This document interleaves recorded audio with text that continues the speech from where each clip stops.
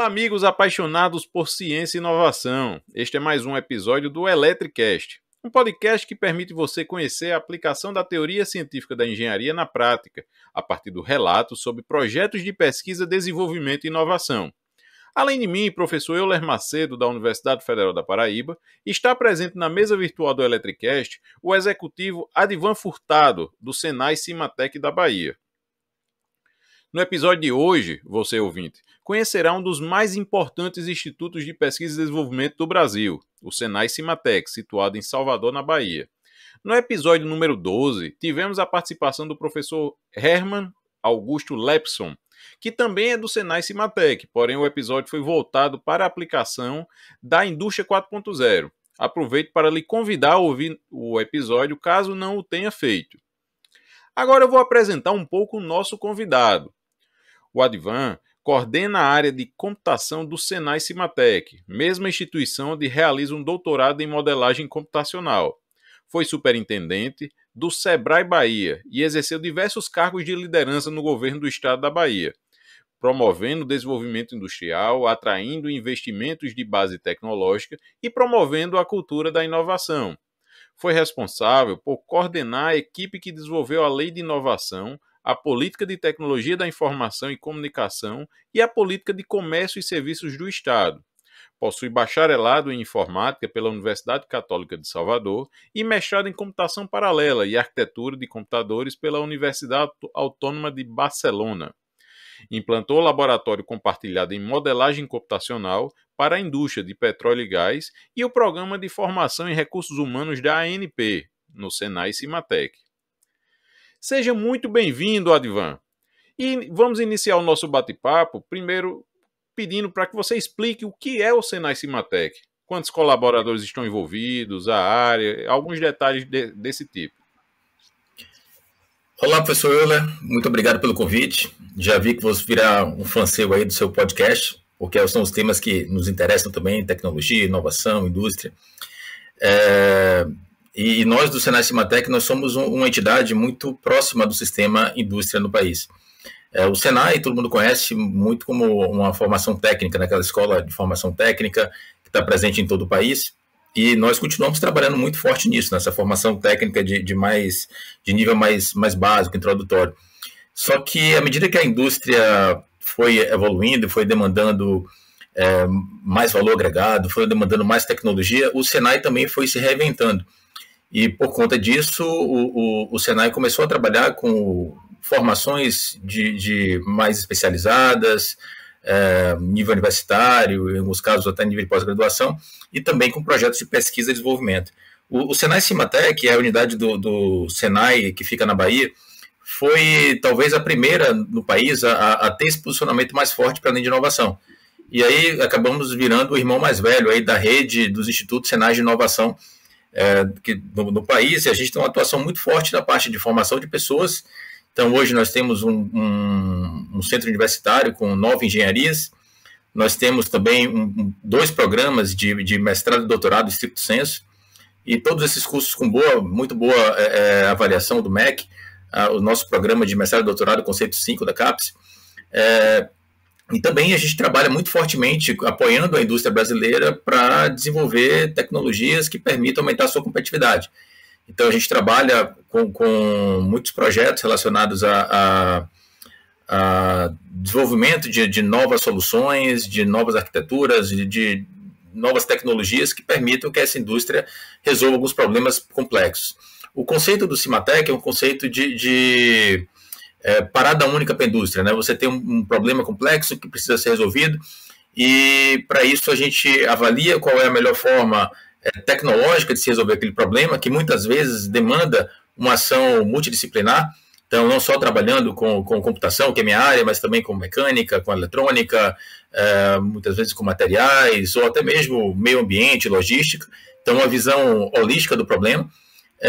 E uma vez entendido a melhor forma de fazer uma abordagem da solução técnica do problema, também como ajudar a encontrar recursos para a empresa reduzir o custo, reduzir o risco associado à inovação.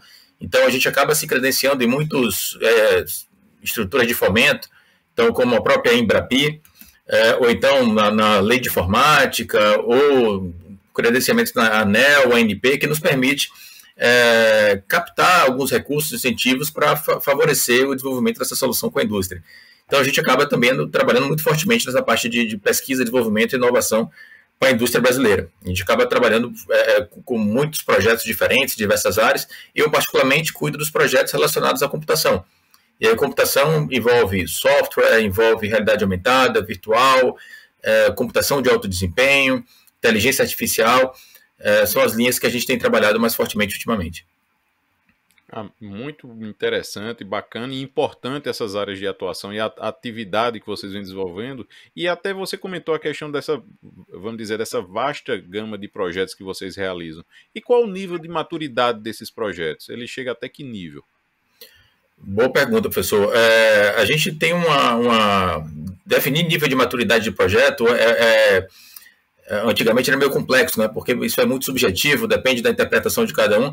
A NASA criou um padrão que é o TRL, Technology Readiness Level, e esse TRL ele vai daquela ideia, né? O TRL mais baixo, que é um conceito, uma perspectiva, até um TRL mais alto, que vai ao 9, que é o TRL já de uma solução pronta, escalada, já em mercado.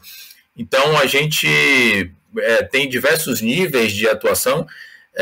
Quando você tem TRLs mais baixos, necessariamente, você acaba tendo também maior risco para a empresa, porque você não tem uma perspectiva de quando isso vai no mercado, se vai dar certo, se vai ser a melhor forma. E quando você tem TRLs mais altos, mais próximos de uma coisa pronta para o mercado, como você tem menos risco, você também tem menos inovação. Então, acaba sendo mais um serviço tecnológico. Eu diria que a gente atua na cadeia completa, tá? Desde uma concepção de uma ideia, que aí pode estar, por exemplo, vinculada ao nosso programa de mestrado, doutorado, um estudante, um pesquisador que está ali dedicado a visualizar o que é que está no estado da arte, até uma linha mais à frente, que é uma linha de serviço pura e simples. Olha, eu preciso implantar essa tecnologia na minha empresa, precisamos fazer isso rápido, é mais uma questão de implantação daquilo, e você tem aquele caminho do meio, que às vezes é a zona da morte, né? Como é que você vai tirar aquela ideia e fazer um protótipo, testar o mercado e fazer isso funciona. E a maioria dos incentivos, inclusive um incentivo importante, que é o incentivo da Embrapi, trabalha nesse intervalo de TRLs aí entre 3 e 6, 7 são TRLs que você tem esse nível intermediário. Eu diria que a grande maioria dos nossos projetos se concentra aí nesse nível de prontidão. E é onde a gente consegue também captar alguns recursos para fomento. E aí, assim, mas varia, né? Desde da concepção mais acadêmica até a ponta lá, a parte de serviços mais preparados, mais prontos aí para implantar na indústria. E também, até já fazendo um gancho com o que você falou, eu vi que vocês já têm, vamos dizer, vários temas que são muito, e que vocês são experts, vamos dizer assim, que vocês dominam e que tem uma abrangência de projetos muito grande, como a computação quântica, inteligência artificial, indústria 4.0 e outras, né? Então, eu queria saber como foi que vocês conseguiram fazer essa delimitação dessas áreas de atuação? Foi uma demanda da indústria ou vocês já tinham, vamos dizer, um histórico de projetos, uma qualidade nesse tipo de área? O Senai Cimatec, ele tem hoje 42 áreas de competência. E é bastante área, né? Muita coisa para... Você pensa, nós somos mais ou menos 900 funcionários lá na instituição, e a gente tem ali, nessas 42 áreas de competência, diferentes níveis de profundidade de conhecimento em cada uma delas. Por estarmos ligados à Federação da Indústria, a gente precisa ter uma atuação local forte. Então, a gente trabalha bastante com a indústria local baiana. Então, indústria calçadista, confecções, indústria de gráfica. Então, são indústrias que às vezes demandam um nível de tecnologia menos profundo, mas é que a gente precisa ter ali também a competência associada. Em outras... a gente tem uma demanda global, uma demanda nacional mais complexa. E por sermos um Instituto Senai de Inovação, nós temos também essa capacidade de ter um alcance nacional. E aí, para algumas empresas nacionais, em particular, para algumas empresas multinacionais, a gente acaba precisando também se especializar para atender a essa demanda muito específica. Vou te dar um exemplo. Alguns anos atrás, a BG, que era uma empresa de exploração de petróleo no país, que recentemente foi comprada, recentemente, há alguns anos, mas foi comprada pela Shell, ela tinha uma demanda específica que era desenvolver alguma solução que reduzisse o custo de inspeção de dutos de petróleo no fundo do mar. O petróleo brasileiro está muito longe da costa, muito profundo, e o custo que você tem para fazer uma inspeção naqueles dutos que estão ali embaixo, a 3 km de profundidade, é bem alto. Tem que enviar um navio, esse navio tem que soltar um robô, esse robô é guiado e faz a inspeção e volta. Eles queriam reduzir esse custo. A ideia seria trabalhar com um robô autônomo que pudesse ficar docado no fundo do mar, realizar as inspeções, voltar e mandar esse sinal de volta, que ele pudesse ficar 6 meses lá sem intervenção humana. Naquele momento, a gente não tinha ainda essa experiência, era necessário encontrar uma solução. Então, nós buscamos ali alguns parceiros, inicialmente foi um parceiro internacional da Alemanha, BFKI, formamos engenheiros brasileiros para trabalhar nesse problema. Esse problema foi bem mapeado, era um TRL, um nível de prontidão bem baixo, ele virou um TRL intermediário no primeiro ciclo. No segundo ciclo, a gente conseguiu desenvolver aí já completamente aqui no país, com tecnologia nossa, um robô protótipo, testamos na Baía de Todos os Santos, e agora, mais recentemente, ele foi para o TRL lá em cima, para o 9, onde a gente transferiu essa tecnologia para uma indústria, que foi uma empresa que foi licenciada para prestar esse serviço, que é a Saipem, uma empresa italiana. Então, ele sai de um conceito lá de baixo até lá na frente, e no caminho a gente tem todo um processo de formação de pessoas. Nesse caso, por exemplo, nós conseguimos montar um grupo forte na área de robótica, em particular na linha de robótica autônoma, e esse é um grupo que hoje o Cimatec tem uma experiência muito boa. A gente, desde então, tem desenvolvido vários projetos, desenvolvemos projetos para Vale, para testes de veículos autônomos, caminhões autônomos, desenvolvemos projetos para Shell também, para veículos de limpeza em cascos de FPSO, né, daqueles navios de extração, também outros veículos de limpeza robóticos para as juntas que ficam embaixo da FPSO. Então a gente tem trabalhado com uma linha de robótica que é uma linha bem forte. Um outro caminho, uma outra linha de experiência que a gente tem, talvez também com bastante profundidade, é tudo que diz respeito à computação de altíssimo desempenho. E aí, quando eu falo computação de alto desempenho, são os supercomputadores. A gente tem a capacidade de resolver problemas complexos utilizando muito poder de processamento, muito poder de armazenamento, grande memória. Então, são máquinas que são bem robustas, são máquinas que você dedica uma quantidade grande aí de processadores para resolver esse problema, e por ter essa densidade, por ter essa característica de ser uma máquina que reúne muitos processadores, ela tem uma complexidade muito peculiar também de refrigeração, de engenharia de funcionamento dela, para que você tenha redes de comunicação muito rápidas, que você tenha elementos de refrigeração a água ou a líquido, que você garanta o funcionamento dela 24/7. Então, são máquinas de grande porte, tá? A gente está falando aqui de máquinas de 5 milhões de dólares, coisa desse tamanho. E só faz sentido você ter máquinas como essa quando você tem também problemas muito complexos para serem resolvidos. E a gente tem trabalhado com alguns também, na linha de petróleo e gás. A gente trabalha bastante com imaginamento sísmico, identificação de possíveis locais para perfuração de poços de petróleo, mais precisamente aí numa técnica de resolução da equação da onda e que envolve inversão, algoritmos de inversão. A gente trabalha também muito com modelagem computacional, modelagem climática. Então, são problemas que demandam um poder computacional grande, porque lidam com um volume muito alto de dados, e a partir disso você precisa criar ali uma certa experiência para trabalhar com isso. Então, nós temos um time de supercomputação, que também é um time bem robusto, diferenciado, tem conseguido boas publicações e tem conseguido também desenvolver projetos bem interessantes nessa área. Mais recentemente, a gente também trabalhou e criou uma zona de muita competência na parte de inteligência artificial. E aí, quando você pergunta qual é a nossa estratégia para criar essas zonas de experiência, a gente é muito puxado pelo mercado, né? Puxado pelas demandas da indústria, puxado por aquilo que a gente pode fazer para agregar e trazer soluções inovadoras para a indústria brasileira. E IA era uma dessas situações. A gente precisava ter pessoas muito experientes e trazer soluções inteligentes em IA, porque a indústria demandava esse tipo de solução. quer seja trabalhando com visão computacional, quer seja trabalhando com análise de séries temporais para manutenção preditiva, quer seja trabalhando com processamento de linguagem natural, era importante ter experiência para poder passar isso para as indústrias.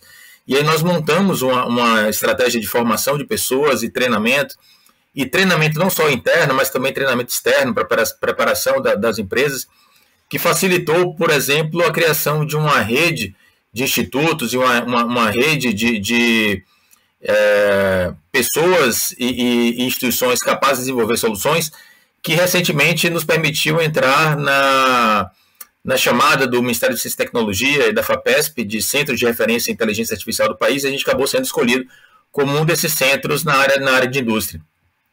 Em paralelo, a gente tem bastante ligação e conexão com as próprias empresas que também trabalham com tecnologias nessa área. Então, quando você pensa em CPUs, você pensa ali em Intel, arquiteturas da Intel, a gente tem uma relação muito forte com a Intel é parte desse projeto e ajuda a, por exemplo, apresentar o roadmap, a apresentar bibliotecas, apresentar técnicas, apresentar especialistas que nos ajudam a resolver problemas para a empresa. Quando a gente pensa em GPU, a gente já pensa um pouco na NVIDIA e tudo aquilo que ela tem de soluções ali, que antigamente era usado muito para questão gráfica, ainda é usado, mas mais recentemente muito forte para processamento de inteligência artificial.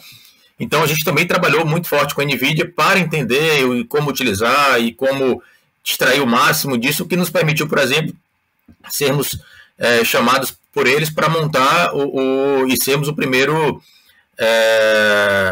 laboratório de IA da NVIDIA na América Latina.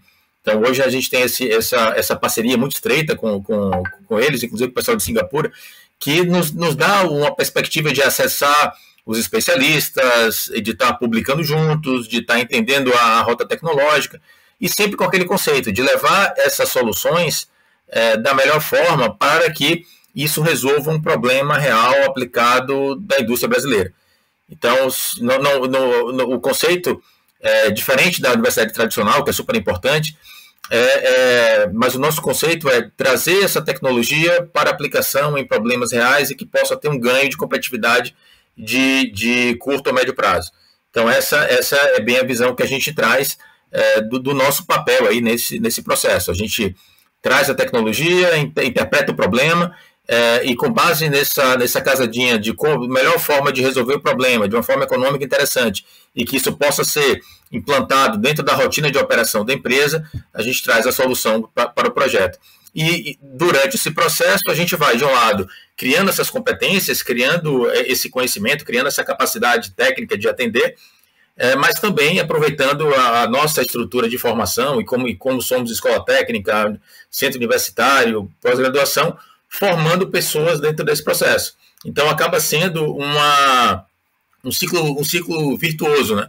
Você forma pessoas com uma visão mais próxima da aplicação do mercado e o próprio mercado traz recursos, traz projetos, traz desafios que nos permite alimentar a formação interna de competências e nos permite também trazer e devolver isso para a sociedade na forma de projetos que são implantados e que resolvem problemas e que faz com que nossa indústria seja mais competitiva. Muito bacana, e pelo que você me falou, o interessante é que você consegue ter toda a cadeia vamos dizer, da formação do aluno. Se ele quiser, ele faz uma graduação ou do curso técnico, na realidade, né? A graduação e até a pós-graduação. Isso eu tenho certeza que permite você ter profissionais muito bem formados e totalmente alinhados com a demanda do mercado. É verdade. E o interessante é que os meninos, assim, quando a gente consegue absorver, o mercado absorve muito dessas pessoas que estão sendo formadas, mas assim, desde a escola técnica, eles trazem essa vontade de aprender e crescer, e eles estão super engajados. Então, assim, quando a gente olha na nossa equipe técnica de desenvolvimento de soluções, os meninos da escola técnica, eles têm um papel fundamental, muito importante. O pessoal da graduação, com nível de maturidade maior, também, e eles estão em processo de formação e tem o seu papel no projeto. E aí você olha, quando você traz o grupo de mestrado, doutorado, eles já trazem uma visão um pouco mais de futuro. Então, esse caldo é bem rico, bem interessante e é bom para para eles que estão sendo formados e que estão montando uma carreira profissional, como é bom também para a indústria, que acaba tendo uma visão multidisciplinar ou com multifoco para a resolução de problemas. Deixa eu dar um exemplo. Assim, a gente tem uma parceria com a HP, na linha de um laboratório de formação em visão computacional e inteligência artificial. E dentro dessa ação, né, dentro desse projeto, nós fizemos uma experiência de treinar o pessoal em um projeto hands-on. Então a HP traz um desafio, coloca esse desafio na mesa, e esse desafio ele é apresentado a um grupo de 5 pessoas, que envolve ali um estudante de escola técnica, estudantes de graduação, estudantes de mestrado e doutorado. E dentro desse grupo eles têm que se integrar e apresentar uma solução ao final do ciclo. Durante o processo eles estão sendo formados ali em inteligência artificial e visão computacional. E nessas técnicas eles têm aulas, treinamentos, ao mesmo tempo que aprendem a resolver o problema com essa visão multitarefa, né? Multidimensional. E é bem legal porque prova que é justamente dessa integração que a gente tem as melhores soluções. Então você tem uma visão talvez mais técnica operacional, que a gente precisa resolver rápido, uma visão mais... olha, vamos ter uma abordagem também para analisar o que está o estado, como está o estado da arte, bora pesquisar alguns artigos e tal, e essa composição acaba sendo uma composição bem rica. É muito legal, e até você falou já um tema que também eu tenho bastante interesse, que é a questão da visão computacional. Você já me citou um exemplo que até foi de aplicação na área de mineração. Você poderia dar mais detalhes sobre esse projeto? Ah, claro. A gente fez um projeto bem interessante, inovador, com a Huawei, que é uma empresa chinesa da área de telecomunicações. Eles têm uma presença muito forte no país.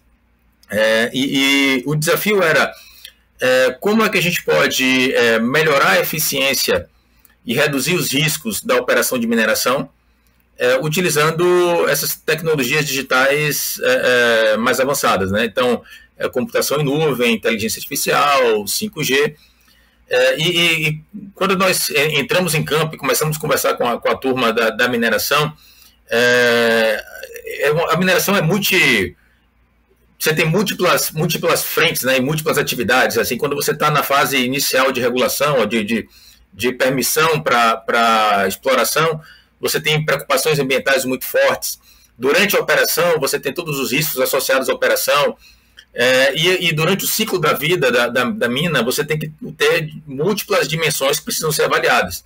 E qual foi o conceito do projeto?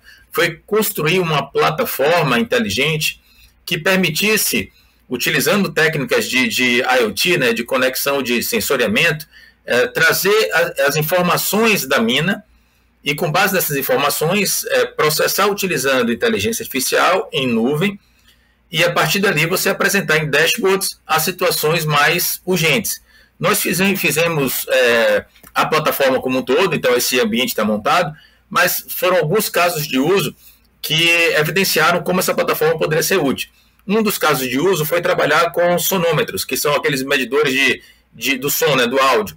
E com base nesse sensor, passando por uma IA, a gente conseguia identificar se aquele ruído específico era um ruído de mina, típico de uma mina, por exemplo, uma explosão, um caminhão, ou se era um ruído comum, como um trovão ou um ruído de cidade. E por que isso é importante? Porque justamente existe toda uma situação importante relacionada à qualidade de vida de quem mora próximo de uma mina, para saber se a mina não está extrapolando determinados gatilhos que são limitantes legais. Então a gente fazia esse monitoramento de forma muito inteligente.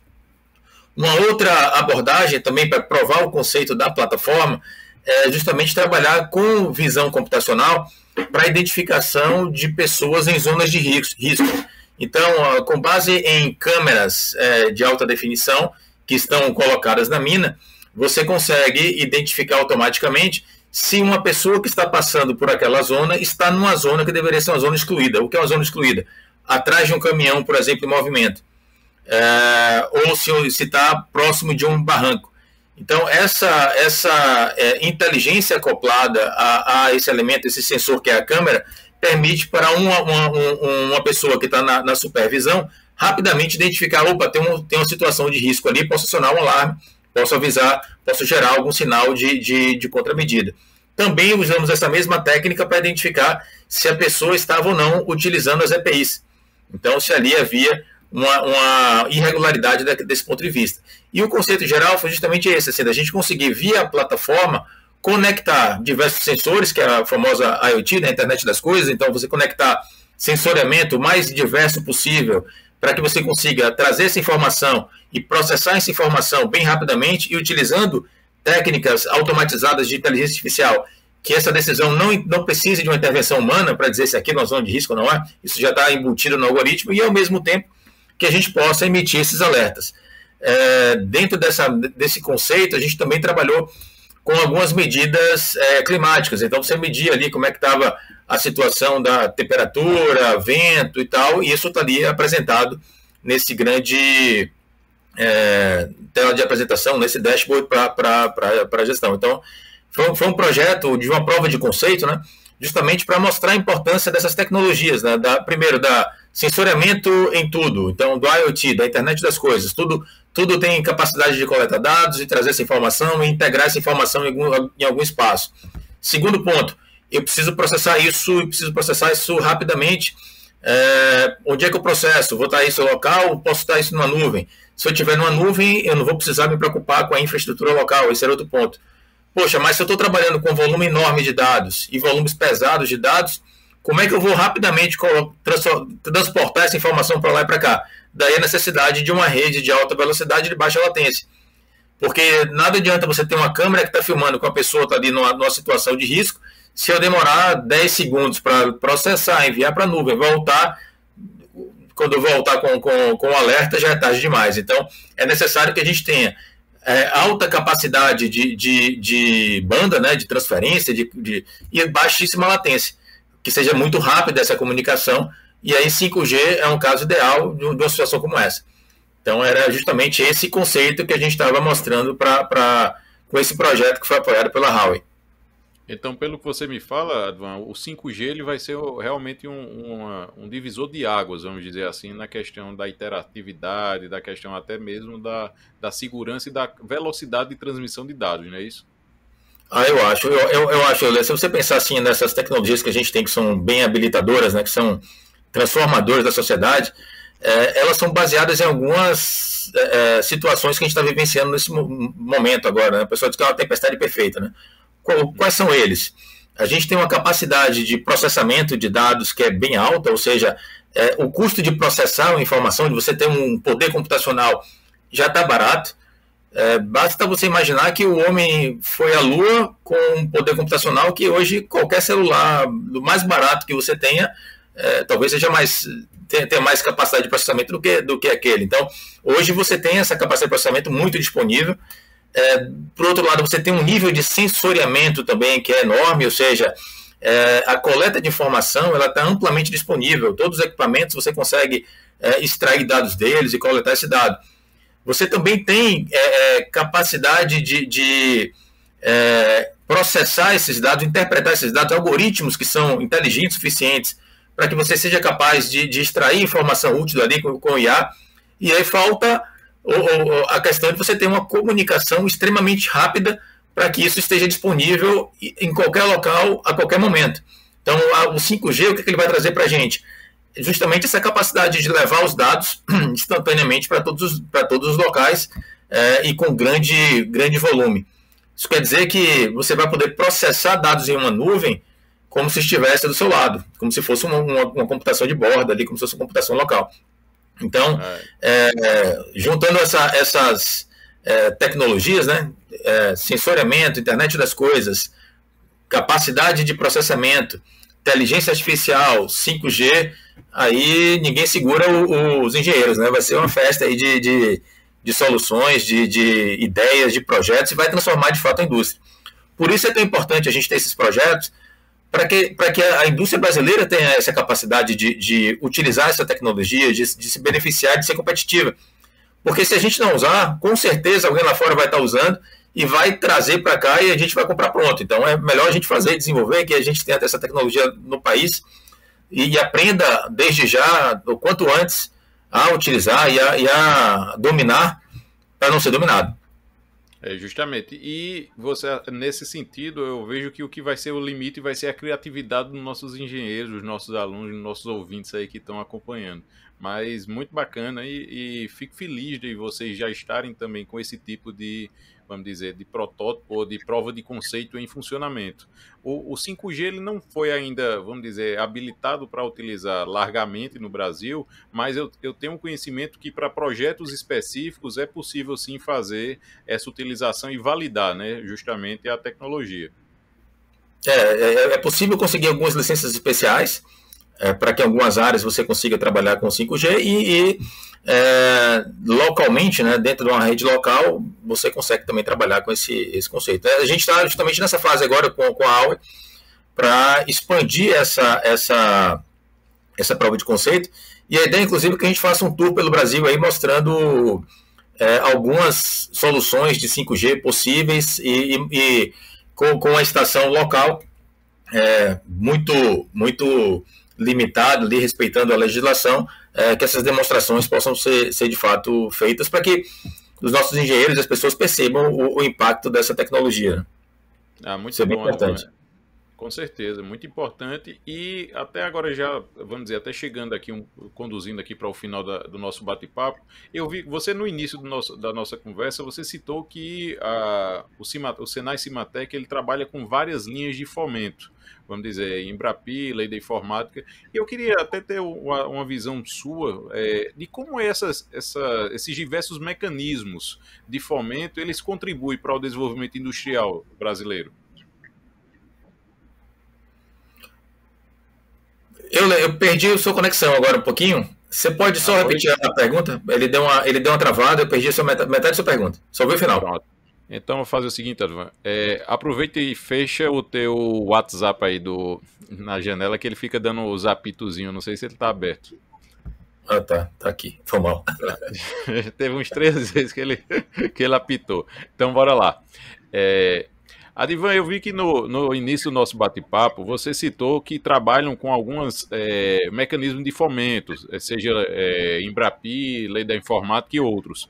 E eu queria até ouvir teu ponto de vista de que forma esses mecanismos eles contribuem para o desenvolvimento industrial brasileiro. Eu acho que eles são absolutamente fundamentais para o avanço da indústria brasileira. Explico por quê. A gente tem... A inovação é algo que tem um risco muito alto. Pode ser que dê certo, pode ser que não, você tem um custo associado a esse risco. E para que as empresas consigam, dentro das dificuldades que já tem no país, de produção, de escala, custo Brasil, né, impostos e tal, para que ela consiga ter capacidade de investimento também, é necessário que esse fomento exista.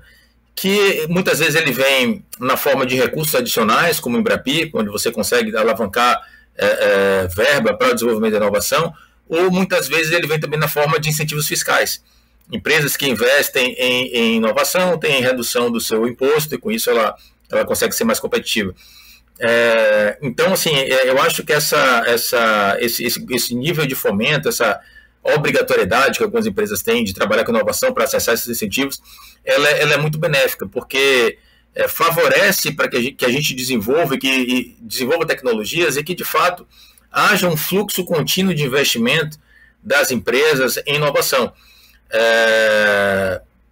E, em particular, também para as multinacionais, né, que já têm sua estrutura de P&D montada em outros países, em geral nos seus países de sede. Dificilmente, se a gente não tivesse esse tipo de incentivo, essas empresas investiriam em inovação local, né? Por mais talentosos que sejam nossos engenheiros, esse incentivo é bastante benéfico e necessário para que a gente consiga alavancar esses projetos. E eu acho que as empresas estão percebendo que vale a pena investir em inovação, que você tem um retorno de competitividade muito alto quando você ganha esses certos diferenciais tecnológicos. A barreira de entrada dos concorrentes é maior, muitas vezes você reduz custos de operação, ou muitas vezes você também garante um nível de confiabilidade maior na sua solução, reduz os riscos que os seus funcionários estão envolvidos.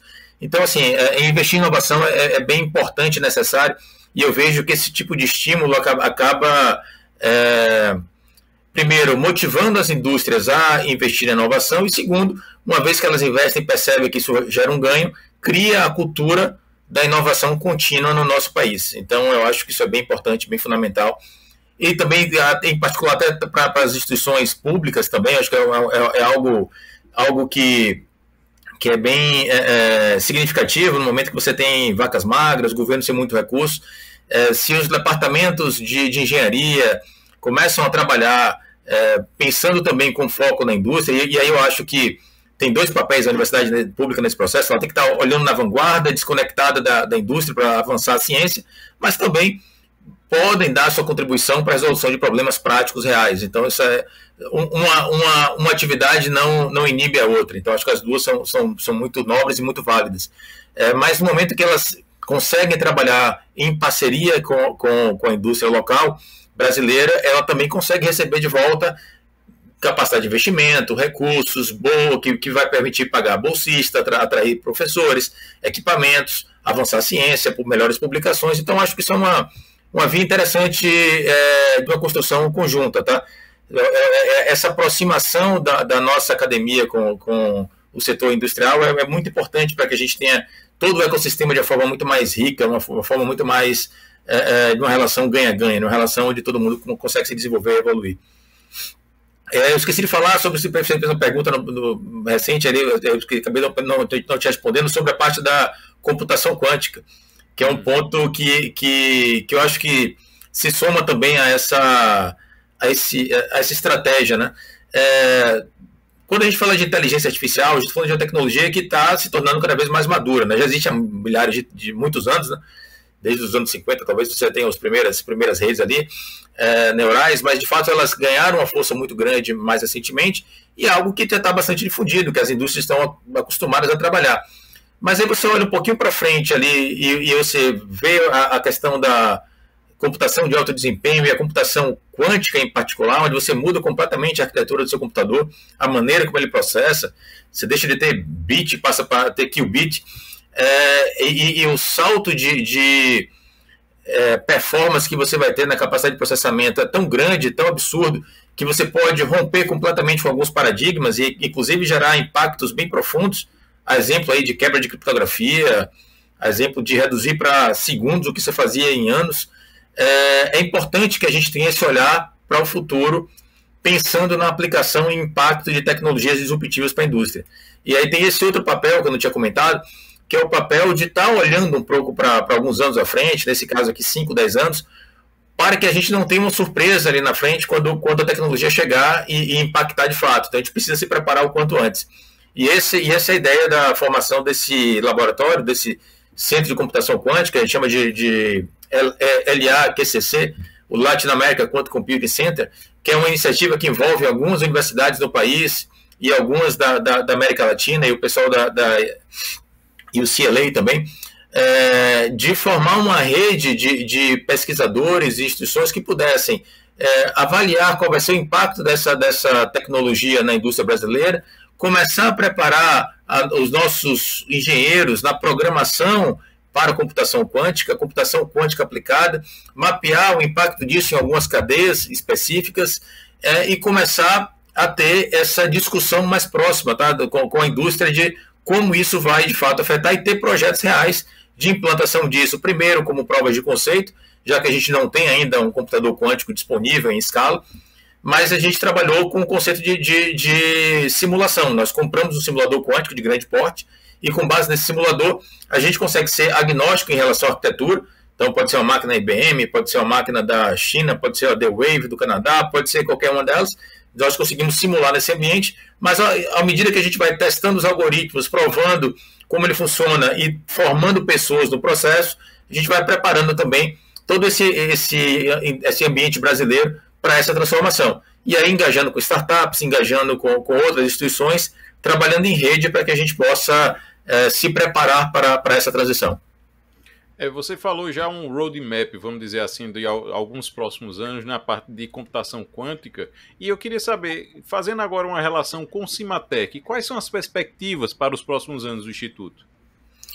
Pois é, a gente tem trabalhado com algumas visões de futuro, né? Então, uma delas, e aí a gente lida isso de uma forma muito estruturada internamente. Então, a gente tem o conceito de centros de competência, que são instituições, mini startups dentro do Cimatec, que ficam ali analisando, olhando lá para frente para o que, é que vai acontecer e preparando o time nessas linhas. Então, lá em computação, a gente fez essa visão lá no passado com o IA, quando virou agora, isso vira uma área de trabalho de fato, estruturada.